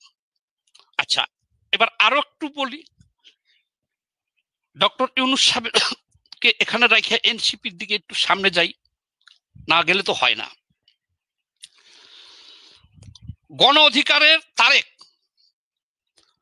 তখন আমার কাছে ফোন দিছিল আর কি অনেকেই এই ব্যাপারটা নিয়ে। উকিল, তার ছেলের মাথা ফাটছিল ওই আন্দোলনে, জুলাই যোদ্ধা, সে নিজেও জুলাই আন্দোলনের লাল নেত্রী। এখন পিপি হওয়ার জন্য ওই এনসিপির কাছে গেছে, আক্তার কাছে গেছে, সবার দরখাস্ত নিতেছে কারে কারে পিপি করব। সেই মহিলার কাছ থেকে চাইছে 50 লক্ষ। মহিলা ফেরত এসে তারেকের এখানে কান্দাকাটি করতেছে। আমি তো ওপেন বলতেছি, ডাইরেক্ট, এটা সবাই জানি আমরা। তখন আমরা তদবিরও করছি। তখন তার আগে করলো কি, আইন উপদেষ্টা নজরুলের কাছে ওনারা নিয়ে যে বললো যে এই ব্যাপারে ওনার ছেলেও আঘাত পাইছিল, উনি নেত্রী এই 50 লাখ চাইতেছে, স্যার এটা একটু করে দেন। যাক, নজরুল সাহেব ওটারে ফিরি পিপি দিয়ে দিছে। বারবার ফোন দেওয়াতে এই আক্তার সাহেবকে 1 লাখ টাকা পাঠাইছে ওই পিপি। তাহলে এখন এই যে এনসিপি তোমরা যে আসছ, যারা বিপ্লবী, যারা অভ্যুত্থান করে, যারা রক্ত দিতে যায়, সামনের সারিতে যায়, তারা দেশের জন্য যায়। কিন্তু তোমরা যদি মনে করো যে ভোলা লালমোহনের একটা চর জাগছিল, সেটা লড়াই করে আমরা দখল করছি, এখন এটা হলো আমাদের, তাহলে বিষয়টা ভিন্ন হয়ে গেল না?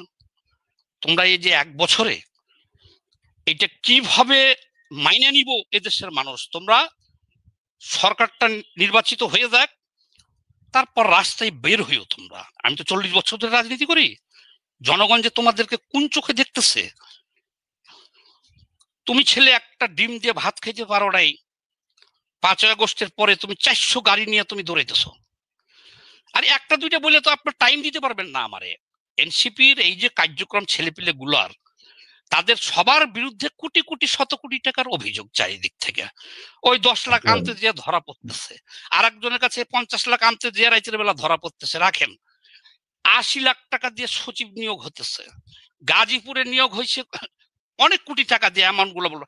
এখন ওপেন সিক্রেট কোন বিপ্লবী এই কাজ করে?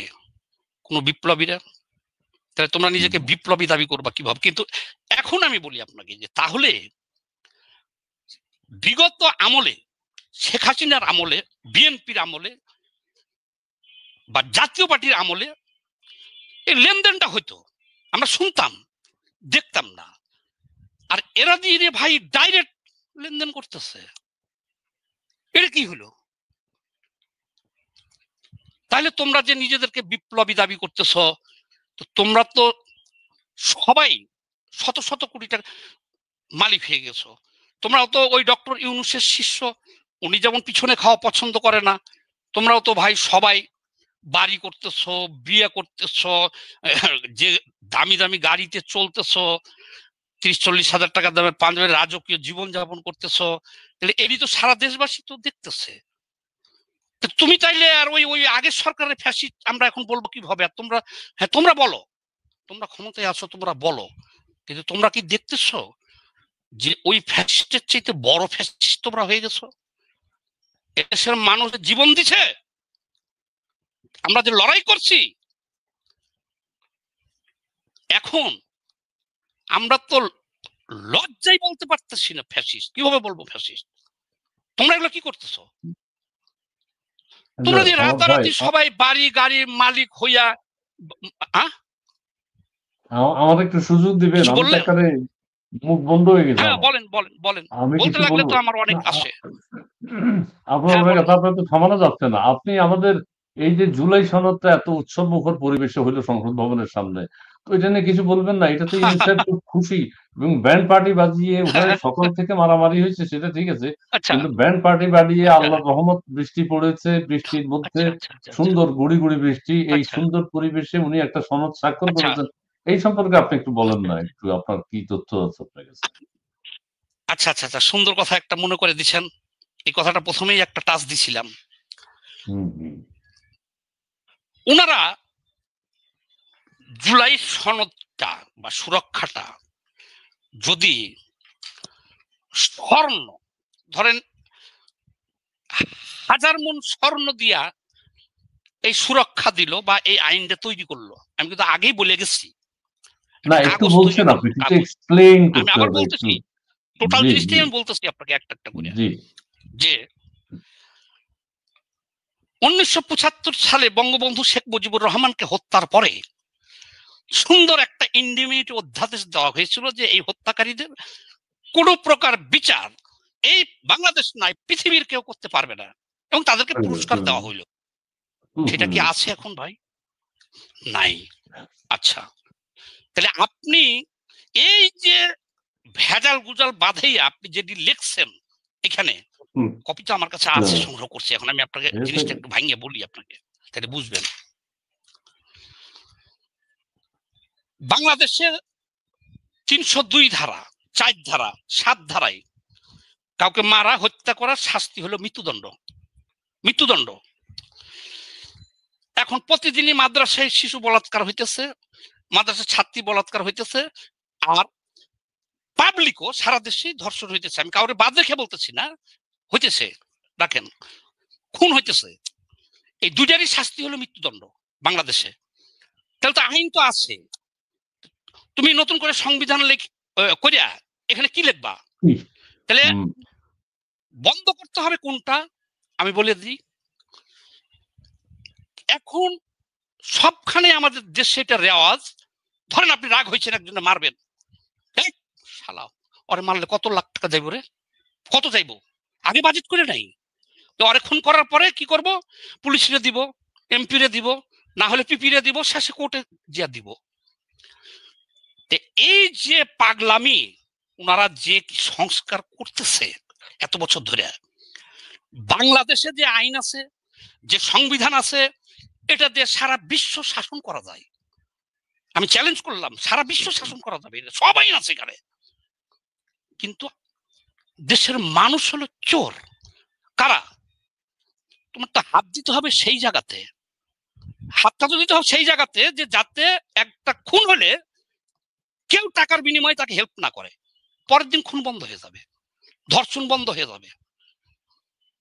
এই যে বড় বড় দুর্নীতি ঘুষখোর যেগুলো আছে ওনারা যে করছে, এটা তো ভাই আবার আমাকে আর একটা প্যাচে ফেলে দিলেন এই কথাগুলো যে বলবো। এখন শুনেন, ঘটনা হলো কি, বাঘ এসে তোমাদের খেয়ে ফেলবে, বাঘ মানে ফেসিবাদ এসে খেয়ে ফেলবে, আমি এমন করে দিয়ে যাবো যাতে তোমাদের অন্তত খেতে না পারে, এই ব্যবস্থা আমি করে দিচ্ছি, বা আমাকে একটু সময় দিতে হবে তোমাদের। আরে বেটা, এইসব ধন ফোন আমরা কম বুঝি? তোমরা তো বাংলাদেশের কেউ না, আলী রিয়াজ বাংলাদেশের জনগণের সাথে তার কোন সম্পর্ক আছে? এই যে ইন্টারিম গভর্নমেন্ট, ডক্টর ইউনূসের সাথে বাংলাদেশের জনগণের সম্পর্ক আছে? নাই। বা উনার যে কয়টা এনজিওর লোক এখন নিয়ে এখানে বসাইছে, এরা বাংলাদেশের কেউ? আচ্ছা, তাইলে উনারা এই যে এত বড় বড় কিছু লিখতেছে ওখানে, আর বয়ান দিতেছে খালি যে ফ্যাসিবাদ আইসা পড়বে, আর সংস্কার একেবারে কমপ্লিট করে দিয়ে তারপরে যাবো, আমাকে একটু সময় দাও, না হলে তো আবার দুর্নীতি চলে আসবে ভাই। তারা বলতেছে কেন?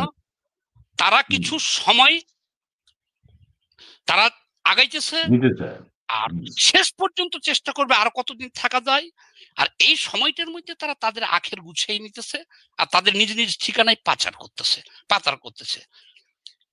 একদম সহজ হিসাব ভাই, এই কাগজের, এটা আল কোরআন না, এই কাগজের কোনো মূল্য নাই। এই যে 1 বছর ধরে যে সমস্ত রাজনৈতিক লোকদেরকে নিয়ে বসছে ওখানে, এরা তো সব ধন্য হয়ে গেছে, অনেক তদবির করেও অনেকে গেছে ওখানে। কেন?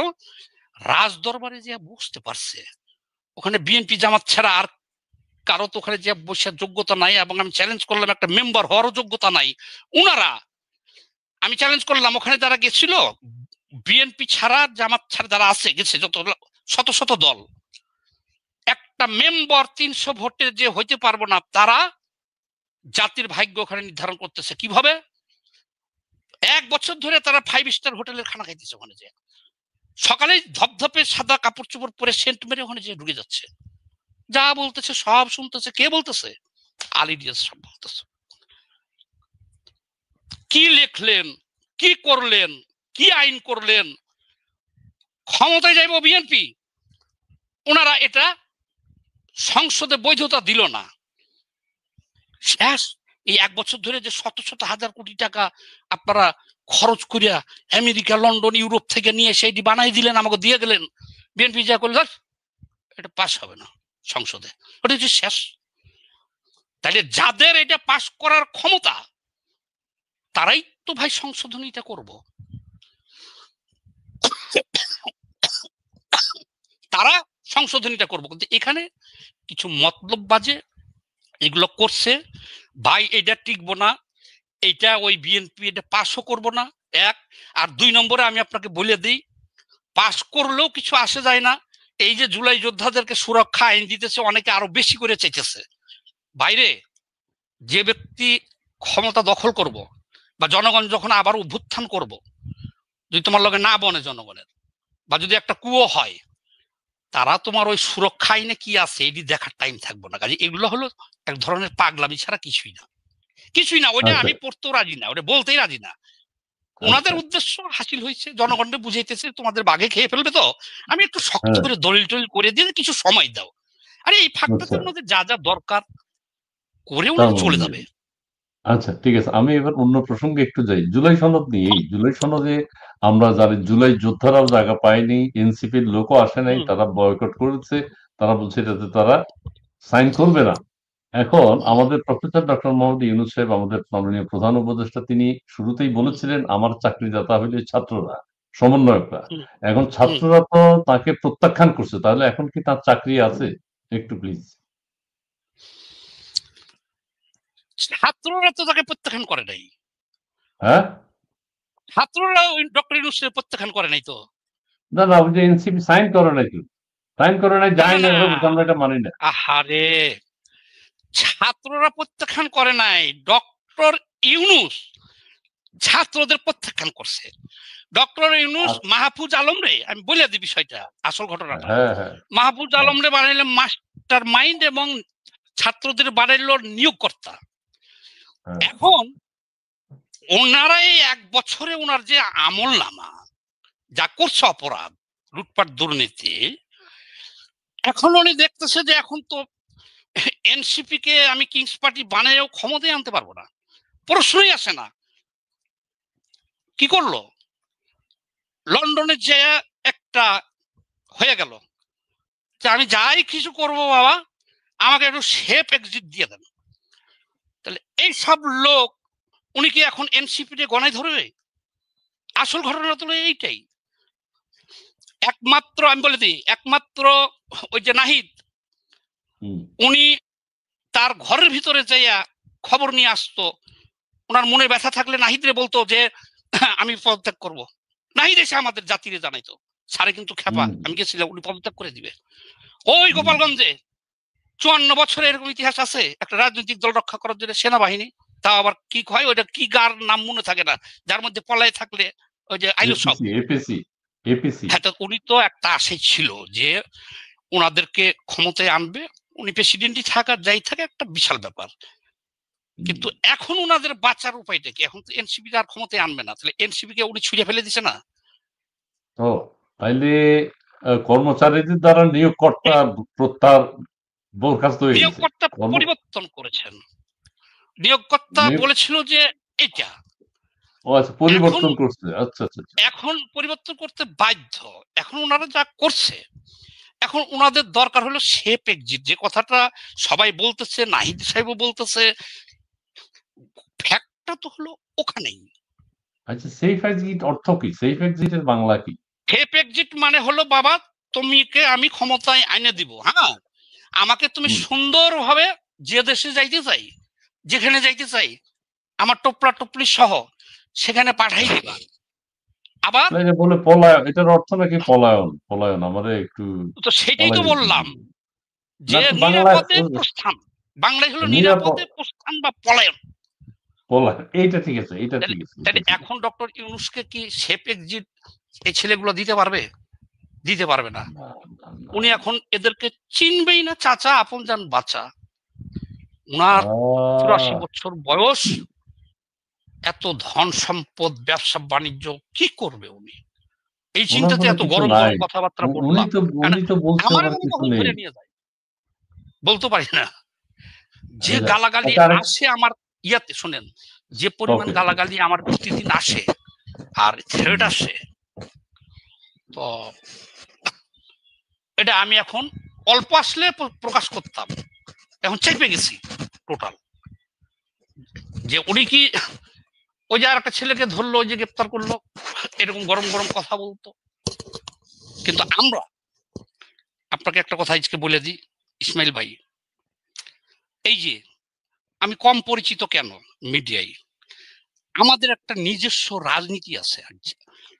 বাধ্য হয়ে বামপন্থী কিছু নেতা মিডিয়ায় যায়, কিন্তু আমাদের দর্শনে কিন্তু এটা নাই। আমরা কাজ করি কৃষক, শ্রমিক, মেহনতি মানুষকে নিয়ে আপনাদের চক্ষুর আড়ালে। তাহলে না আমি সংগঠিত করে বিপ্লব করে রাষ্ট্রীয় ক্ষমতা দখল করব। এই জন্যে আমরা এরে চলি। তাই বলে আমরা রাজনীতিতে নতুন আসি নাই, আর আমরা কাউরে ভয় পাই না। এই কারণে যে আমাদের ভিতরে সৎ সাহস আছে, দেখিতে পারবে না তো কেউ যে বিগত সরকারের আমলে বা তার আগের সরকারের আমলে চাইরানার সুবিধা নিছি কারো কাছ থেকে। উনি উনি উনার উনার উনার আমলেও বলুক, তাহলে আমরা বলবো না তো কে বলবে? আচ্ছা, তো যাই হোক, আমাদের ইউনূস সাহেব যত চেষ্টা করে যেভাবেই হোক 8 মাস যাবৎ পরিশ্রম করে কষ্ট করে লক্ষ কোটি টাকা খরচ করে জুলাই সনদ বানিয়েছেন। আমাদের মির্জা ফখরুল সাহেব তো স্যালুট দিয়ে এটা সমর্থন জানাইছেন। সো পাস হয়ে গেছে, এটা আমার মনে হয় খুব অসুবিধা হবে না। আচ্ছা, আর কি বলবো, আর কি বলার আছে? এখন এনসিপি যে কথা বলছে নির্বাচন কমিশন একটু যাই, তারা বলছে ওইটা গণিমতার মাল হিসেবে ভাগ হয়ে গেছে। নির্বাচন কমিশন কিছু অংশ নিছে বিএনপি, কিছু অংশ নিছে জামাত, কিছু অংশ নিছে সেনাবাহিনী, এনসিপির জন্য কিছু রাখেন নাই। এখন আরো 1 ভাগ তো বাকি থাকে, সেই 1 ভাগ তো এনসিপি। 4 ভাগের 1 ভাগ হবে না, 3 ভাগের হিসাব দিল, আর 1 ভাগের হিসাব নাই। তাদেরকে শাপলা না দিলে নাকি এটা একটা বিপর্যয় আর আসতেছে সামনে। এই ব্যাপারে আপনার 2-1 লাইনে কিছু আছে কিনা একটু বলবেন। নির্বাচন কমিশন বলছে দেবে না, আইনে নাই, বিধানে নাই। সময় আছে কয় মিনিট? আর 2-4 মিনিট বলেন, 4 মিনিট বলেন। এই রোগেই তো ঘোড়াটা মরছে, ঘোড়াটা মরছে এই রোগেই। একটা সময় ছিল যখন তারা কিংস পার্টি ছিল, ওরা এখন ভুলে যাইতেছে কেন যে ওনাদের এখন কোনো অবস্থাতেই কোনোখানেই, ওখানে না খালি কোনোখানেই ভ্যালু নাই। কারণ মাথার উপর থেকে ছাতা সরে গেছে, আর তারা যে অপকর্ম করছে জনগণ সবচেয়ে দেখতেছে। নির্বাচনের পরে হাইটে দিতে পারবে না রাস্তা দিয়ে ওরা।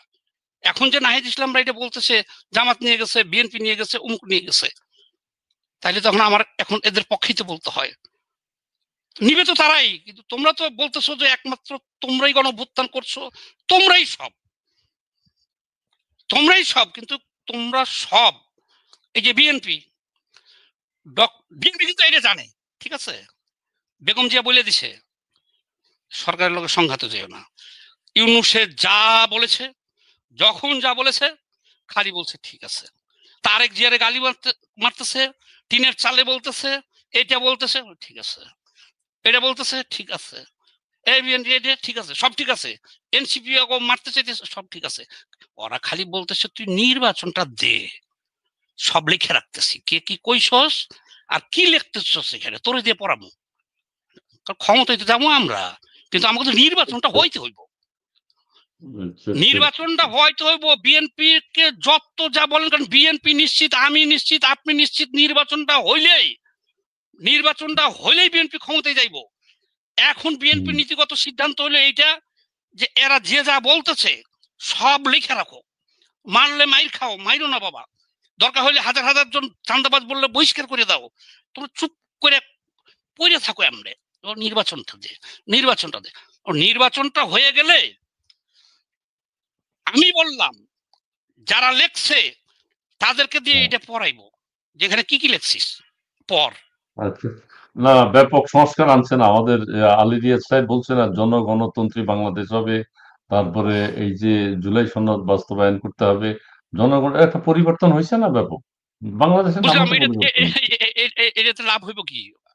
আপনি আবার আপনার কাছ থেকে একটু শুনি, আপনি 2 মিনিট বলেন। লাভের দরকার, লাভের তো প্রয়োজন নেই, টাকা পয়সা খরচ হবে, কিছু টাকা পয়সা ওনারা পাবে। এই যে করতেছে এটা ইতিহাসে নাম লেখা থাকবে, কলঙ্ক হোক আর শুভ হোক, যেটা ওনাদের নাম লেখা থাকবে। দেশের কিছু টাকা খরচ হবে, উনি দায়িত্ব পালন করছেন, উনি আমেরিকা থেকে এসছেন, একটা গুরুত্বপূর্ণ ভূমিকা রাখতে হবে না? জনগণতন্ত্রী বাংলাদেশ কত সুন্দর। এগুলো তো আগামীতে এগুলো টিকবে না। একটা আমি তো অনেক আলোচনা করেছি, আবার এডিও টিকবে না। তবে ওনাদের আখের গুছানোর দরকার, ওনারা গুছিয়ে যাইব, বন্দরটাও দিয়ে যাইব, কারণ এয়ারপোর্টও হয়তো দিয়ে যাইব, ওইদিকে সেন্ট মার্টিনও হয়তো দিয়ে যাইব। কারণ তারা আসছে একটা এজেন্ডা নিয়ে বাংলাদেশে। সারা বিশ্বের কোথাও আছে ভাই? আমাদের দেশটা 1 বছর ধরে যারা চালাইতেছে এরা বাংলাদেশের কেউ না। ভারত একজনে চালাইছে বললো 15 বছর। এক্সট্রোভার্ট। আমরা একটু দর্শকের হ্যাঁ কমেন্টস একটু নেই। ভারত চালাইছে হ্যাঁ, বলছে। কমেন্টস দেখেন। যে 4-5 মণ স্বর্ণ ছিল, ইউনুস এটা আত্মসাৎ করার জন্য মেটিকুলাসলি আগুন দিয়েছে। আচ্ছা, তারপরে অনেক কথা বলছেন আপনি। আশিক লিপন, বিএনপি এই আশা হবে না, আবারও আওয়ামী লীগ আসবে, লিখে রাখেন যদি সুষ্ঠু নির্বাচন হয়। আচ্ছা, আমি দর্শকদের মন্তব্য আজকে অত পড়তে পারিনি। আমি আজকে সামাদ সাহেবের আমার 1 মিনিট বক্তব্য সময় দিন মনোযোগ দিয়ে কিন্তু শুনেছি। আমারে।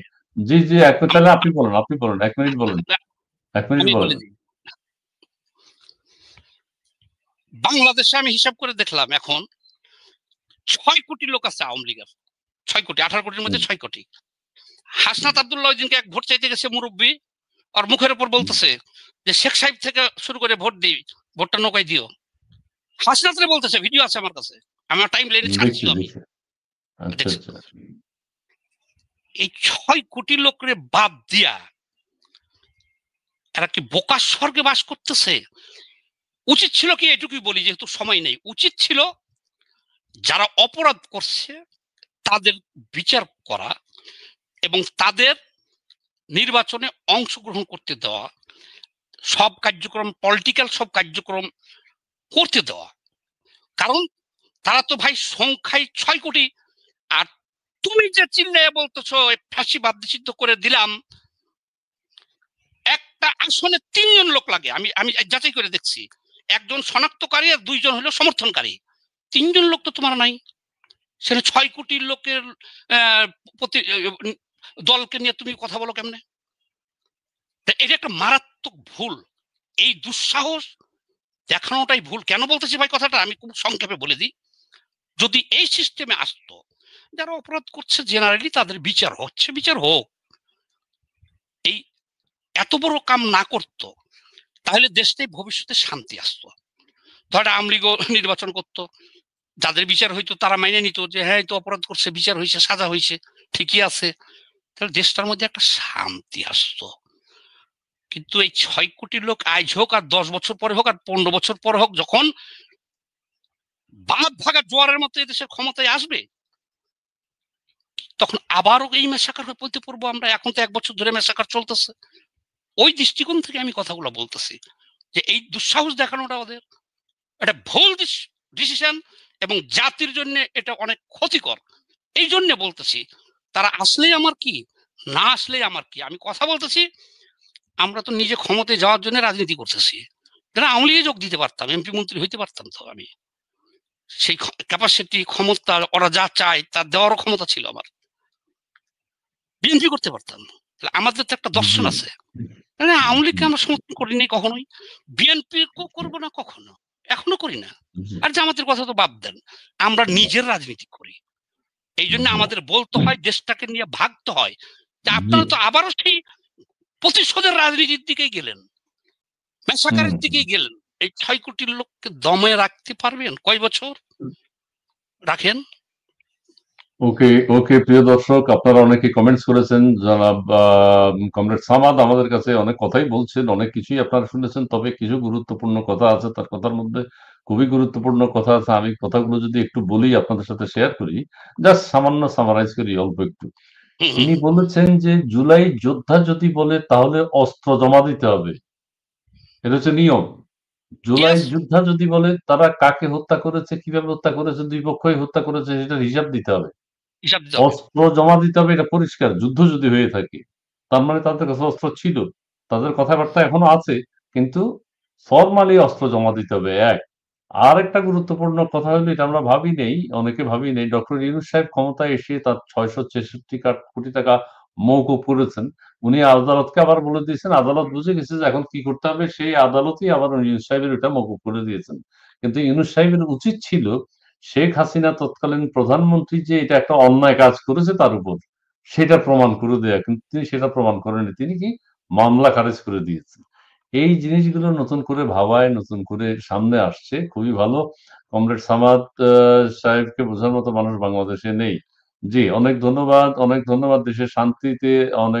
দেশে শান্তি আসতে অনেক দেরি আছে স্যার। জি, চিন্তা। জি, অনেক ধন্যবাদ দর্শক মন্ডলী, আপনারা নাকি যুক্ত হয়েছেন। আমি আপনাদের প্রশ্নগুলো বা কমেন্টস গুলো অত পড়ি নেই, বিকজ অফ সামাদ সাহেব বলে যাচ্ছিলেন, তাকে আর ইন্টারাপ্ট করি নেই।